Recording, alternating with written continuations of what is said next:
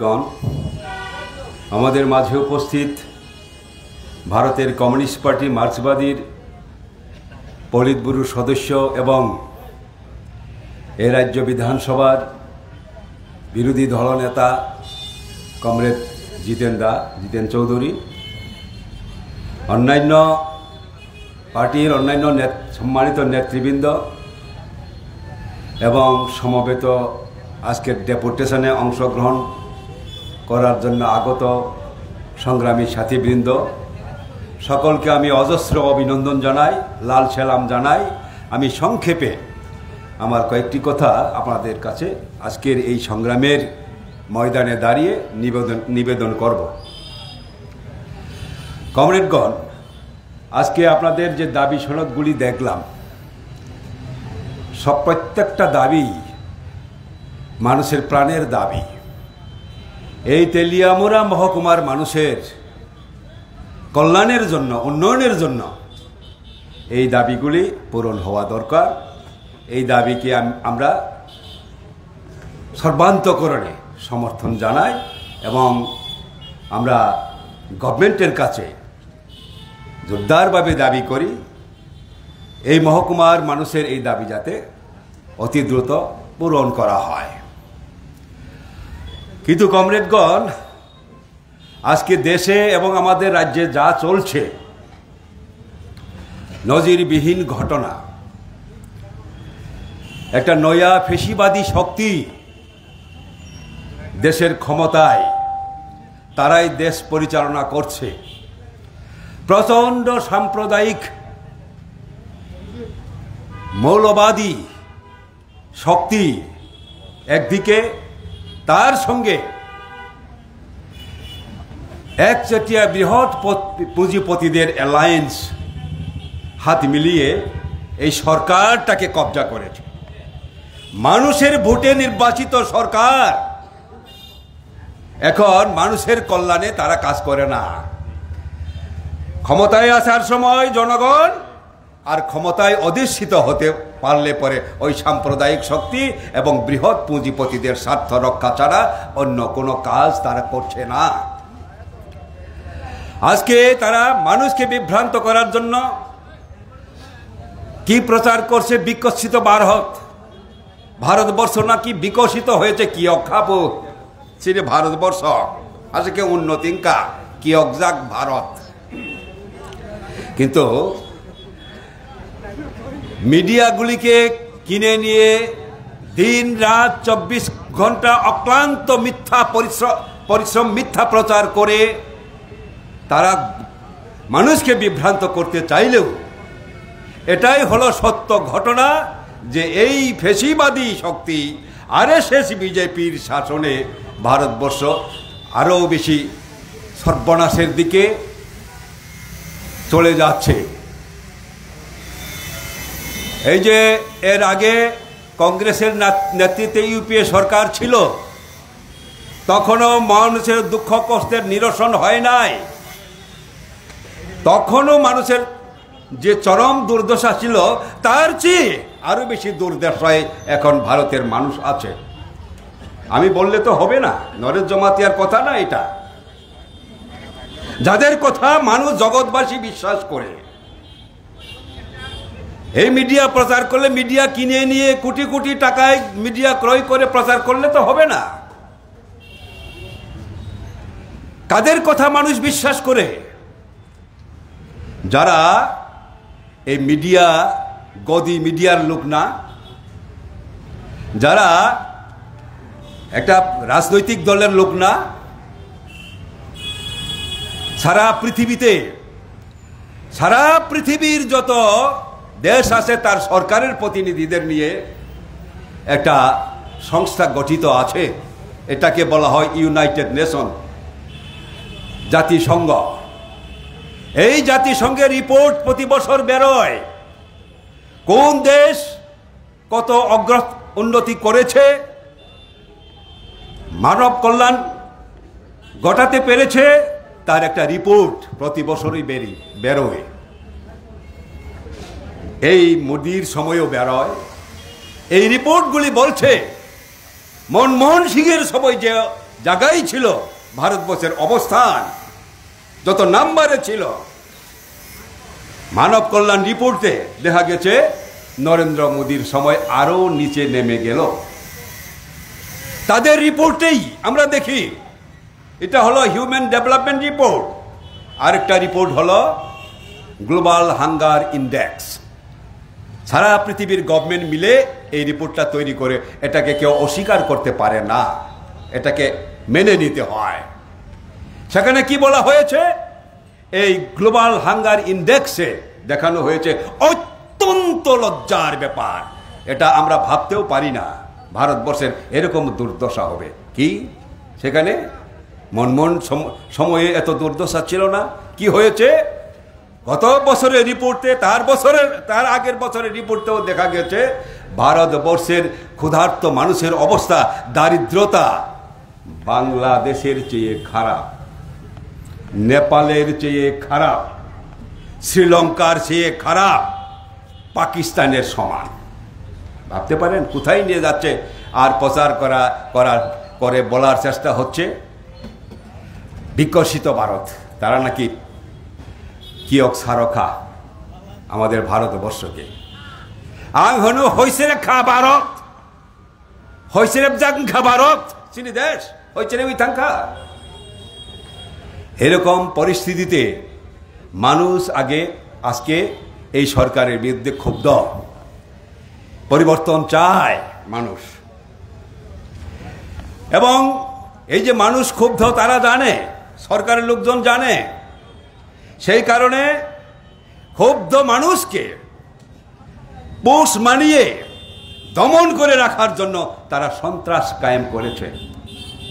নির্বাচন commission, ED, যত ধরনের যে সাংবিধানিক প্রতিষ্ঠান আছে যেগুলাকে মোটামুটি নিরপেক্ষ বলা হয়, সেগুলাকে তারা বগল দাবা করছে। সেখানে তাদের লোক বসিয়ে দিয়েছে নির্বাচন কমিশনে, ইডি, সিবিআই, এগুলাতে তাদের লোক বসিয়ে মিথ্যা প্রচার চালিয়ে ভয় দেখিয়ে তারা ক্ষমতায় টিকে থাকতে চায়, রিগিং করে, যেটা ত্রিপুরায় আরো বেশি করে আমরা আজকে প্রত্যক্ষ করছি। ভোটে দাঁড়াতে দেয় না, পোলিং এজেন্ট করতে দেয় না, কাউন্টিং এজেন্ট দিতে দেয় না, মিছিল মিটিং করতে দেয় না। এটা গণতন্ত্র? কেন এটা করতে হচ্ছে? তারা ভয় পায়। কেন? মানুষ যদি গণতান্ত্রিক অধিকার এক্সারসাইজ করতে পারে তাহলে তো তারা থাকতে পারবে না, তারা হেরে যাবে। গত 23 সালের বিধানসভা নির্বাচনেও দেখা গেছে তাদের ভোট যেভাবে কমেছে, মাথা না থাকলে এতদিনে তারা নাই, এই সরকার থাকতে পারে না কিছুতেই, এটা তারা বুঝতে পারছে, সে কারণেই সন্ত্রাস। কিন্তু বন্ধুগণ, এটাই আমরা জানি, কালে কালে যুগে যুগে দেশে দেশে এটাই আমরা দেখেছি, জনগণ ঐক্যবদ্ধ হলে পরে কোনো অত্যাচারী সিংহাসনে বসে থাকতে পারে না, ক্ষমতায় বসে থাকতে পারে না। জনগণই শেষ কথা বলার মালিক। একেবারে সেই পুরাণ কাহিনী, কংস, অত্যাচারী কংস, তার পদভারে নাকি পৃথিবী থর থর করে কাঁপত। এই কংস, রাবণ, দুর্যোধন, দুঃশাসন থেকে আরম্ভ করে ওই হিটলার, মুসলিনি, ইন্দিরা গান্ধী, এখানকার সুধীর মজুমদার, সমীর বর্মন, অত্যাচারীরা টিকে থাকে না, তাদেরকে জনগণ উৎখাত করে তারা পরাজিত হয়। ভারতবর্ষেও এই প্রক্রিয়া শুরু হয়েছে। নরেন্দ্র মোদী, তারা প্রচার করার চেষ্টা করেছিল মোদী হাই তো মুমকিন হাই, মোদী থাকলে সব মুশকিল আসান হয়ে যায়, মোদী অপরাজেয়, মোদীকে কেউ পরাস্ত করতে পারবে না। কিন্তু আমরা কি দেখলাম গত লোকসভা নির্বাচনে? মোদীকে পরাজিত করা যায়। ইন্ডিয়া ব্লক হয়েছে, তারা আশা করেছিল এইবার আপকি বার 400 পার। 400 পার মানে সংবিধান সংশোধন। সংবিধান সংশোধন মানে ধর্মনিরপেক্ষতা যে নীতি, সেটা বিদায়। Idea of India, unity in diversity বিদায়। ট্রাইবেলদের, এসসিদের যে সংরক্ষণ বিদায়। ট্রাইবেলদের যে এদেশি অটোনমি, সেটা বিদায় করে দেবে তারা। 370 দ্বারা যেভাবে বিদায় করেছে, এভাবে তারা সংবিধান পরিবর্তন করতে তারা চেয়েছিল আপকি বার 400 পার এমপি।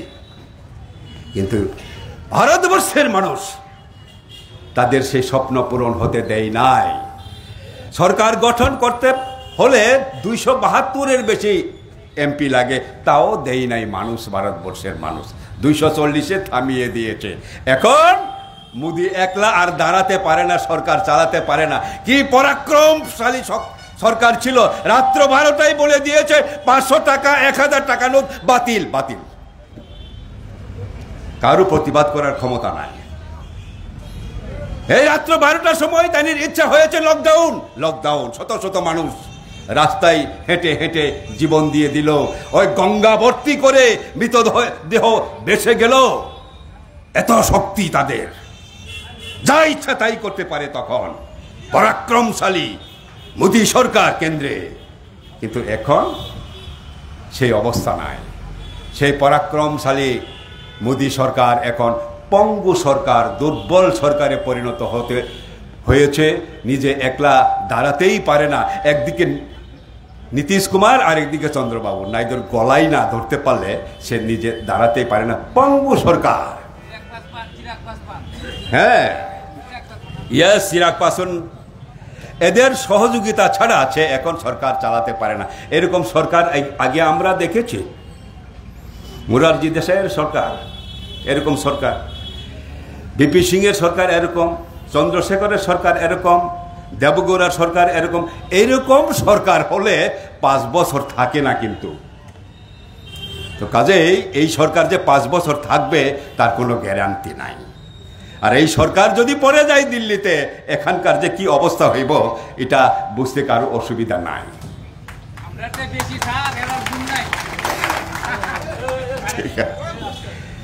কমরেডগণ, দেখতে পাচ্ছেন তারা ভয় দেখিয়ে একদিকে, আরেকদিকে সন্ত্রাসের ভয়, আরেকদিকে ভগবানের ভয় দেখাতে চায়। ধর্ম নিয়ে তারা রাজনীতি করে, ভগবান নিয়ে রাজনীতি করে। এটা কিন্তু এখন মানুষ পছন্দ করে না। তারা ভেবেছিল রাম মন্দির করতে পারলে অযোধ্যায় তারা নাচতে নাচতে জিতে যাবে।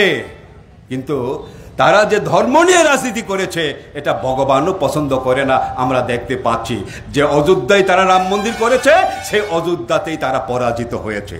যে জায়গায় রাম বনবাসে গিয়েছিলেন চিত্রকূট, সেখানেও তারা পরাস্ত হয়েছে। এটা কিসের লক্ষণ?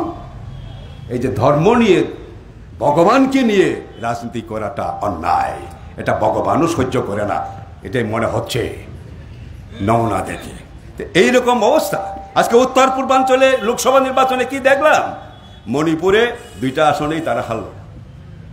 মিজোরামে বিজেপির সঙ্গে যারা আছে তারা হারল। মেঘালয়ে বিজেপির সঙ্গে যারা বন্ধুত্ব করে তারা হেরেছে। নাগাল্যান্ডে হেরেছে। কাজে হারতে শুরু করেছে।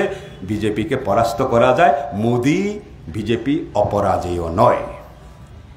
এ রাজ্যেও 23-এই আমরা হারাতে পারতাম, কিন্তু এই তিপ্রামথা গোলমাল করে দিল। যুদ্ধ ঘোষণা করেছিল মাঠে ময়দানে ওই সিএবিসি এর বিরুদ্ধে, বিজেপির বিরুদ্ধে। আর তলে তলে বিজেপির সঙ্গে তারা কম্প্রোমাইজ করেছে। আমরা বলেছিলাম মানুষ এখন এই সরকারের বিরুদ্ধে ক্ষুব্ধ হয়ে যখন বামের দিকে আসার মতন অবস্থা তৈরি হয়েছে, তখন মানুষ যাতে বামপন্থের দিকে না আসে তাকে আটকে রাখার জন্য এটা তাদের একটা চাল, একটা কৌশল। আমরা বলেছিলাম, মানুষ তখন বিশ্বাস করে নাই আমাদের। কিন্তু আজকে গত লোকসভা নির্বাচনে একেবারে হাতে নাতে ধরা পড়ে গেল। দেখা গেল তাদের চিহ্ন কোথায় ভোট দিতে হবে? পদ্ম চিহ্নে। যিনি বলেছিলেন নো কম্প্রোমাইজ, ওনার বাড়ি থেকেই একজন বিজেপির প্রার্থী হলো লোকসভাতে, পূর্ব আসনে। এরপরে মানুষের বুঝতে কোনো অসুবিধা হয়? আর শেষ পর্যন্ত 6 মাসের মধ্যে নাকি কি চুক্তি হয়েছে পাবেন, এটা বলে মন্ত্রিসভাতেই তারা গেল। বিজেপির বিরুদ্ধে লড়াই করার ঘোষণা করে মানুষ জড়ো করে তারা বিজেপিকে পূজা করতে আরম্ভ করলো। মানুষ মানবে কেন? সেই কারণে আজকে দিকে দিকে চারিদিকে উপজাতিদের মধ্যে নতুন ভাবে চিন্তা ভাবনা শুরু হয়েছে। ওই মথার এই পতাকা ছেড়ে দিয়ে আজকে আবার নতুন করে ভাবতে শুরু করেছে, আমাদের দিকে আসতে শুরু করেছে বিভিন্ন জায়গায়। সেই কারণে তারা এখন উন্মাদ হয়ে পড়েছে। সেই কারণেই তাদের যে দুর্নীতিগুলা আজকে ধরা পড়ে যাচ্ছে, এটা যাতে মানুষ না জানতে পারে, মানুষ যাতে মুখ বন্ধ করে থাকে, তার জন্যই সন্ত্রাস। বিধানসভায়ও তারা সন্ত্রাস করতে চায়। আমাদের বিরোধী দল নেতা মানে কি?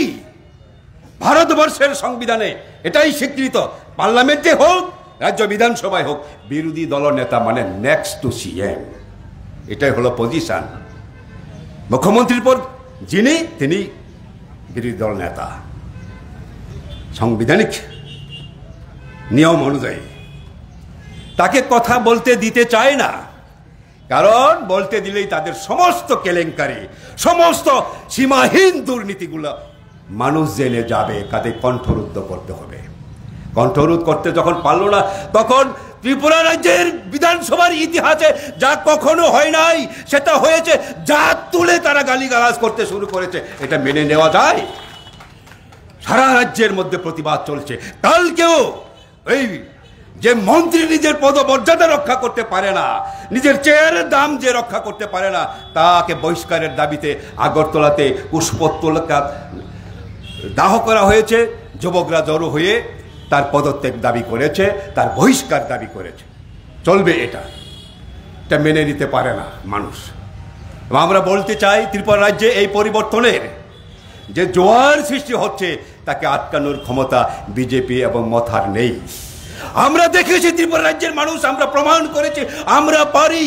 আমরা ওই রাইফেল, ওই AK-56-47 এর বিরুদ্ধে লড়াই করেই NLF, ATTF তাদের এই উগ্রপন্থী সন্ত্রাসকে মোকাবেলা করেছি। ওই রামদা বাহিনী, বোমা বাহিনীকে আমরা মোকাবেলা করেছি। এইভাবেই আমরা এই রাজ্যে টিকে আছি লড়াইয়ের ময়দানে। কাজেই আজকে যারা সন্ত্রাস করে আমাদের মুখ বন্ধ করতে চায়, আমাদের সংগ্রামকে দমন করতে চায়, তাদেরকে হুঁশিয়ার করে দিতে চায় না, এটা লাল ঝান্ডা। এটাকে এভাবে দমন করার চিন্তা কোনো রকমভাবেই করবেন না। তোমরা হারিয়ে যাবে, আমরা টিকে থাকবো। সেই প্রক্রিয়া শুরু হয়েছে এই আন্দোলনের মধ্য দিয়ে। আমি বিশ্বাস করি আগামী দিনে আজকে যে আন্দোলন, এটা তুমুল আন্দোলনে পরিণত হয়ে এই সরকারকে উৎখাত না করা পর্যন্ত এই আন্দোলন চলতে থাকবে। এই বিশ্বাস রেখে আবারও আপনাদের অজস্র অভিনন্দন জানিয়ে আমার বক্তব্য শেষ করছি। ইনকলাব জিন্দাবাদ। কমরেডস, এখন আপনাদের সামনে আলোচনা করবেন পলিট ব্যুরোর